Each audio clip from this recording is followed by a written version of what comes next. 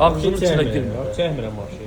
Çəkmirsən, çəkmə, özün bilərsən. Aynen dur bak. Hay nemətəmi belə qoysan qabağına. Hə, Röşən. Bu şirəli danadır. Şirəli dana. 450 yarım kilodur. Bax, Möhtəşəm bir şirəli bulun dana qaynatmışam, təfir çıxartmışam. İndi şirə salmaq qaydasını göstərim ki, gör həqiqətən də Nemət əmin yanında şirəli dana nətər olur. Bal yemək nətər Bax, soğan çarı. Körkadan çıxardıb suyunu çıxardıram. Bax, bura, ağzımın içine girmir. Bura.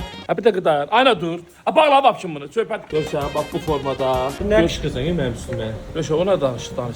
Ağzının içine girmir. Çəkmirəm o şeyi. Çəkmirsən, çəkmə, özün bilərsən. Aynen dur vapşın. Hə, nədir? Ala bunu qoy cingə. Ala bunu qoy cingə. Hə.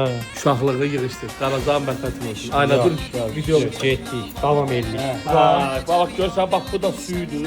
Su. Bax görsən. Orijinal. Da balan Şurada deyirsən bu bu təmiz. suyda. Bax suyu tökürəm. Olur şirəli dana. Şirəli dana. İndi bunu axırda gör. Ağzımın içinə girmə. Bu dəqiqalan çömçəklə təpəng dağına gəl. Sır oldu may nemətəm o. Hə, Röşən bax. Əsil. Bax gördün bax. Şirəli dana.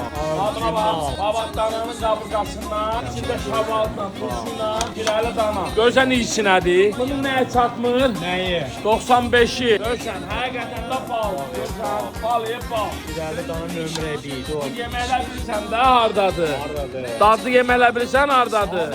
Nemət əminin yanında ağzımın içinə girmədən. Hətta aynen dur, dana bey.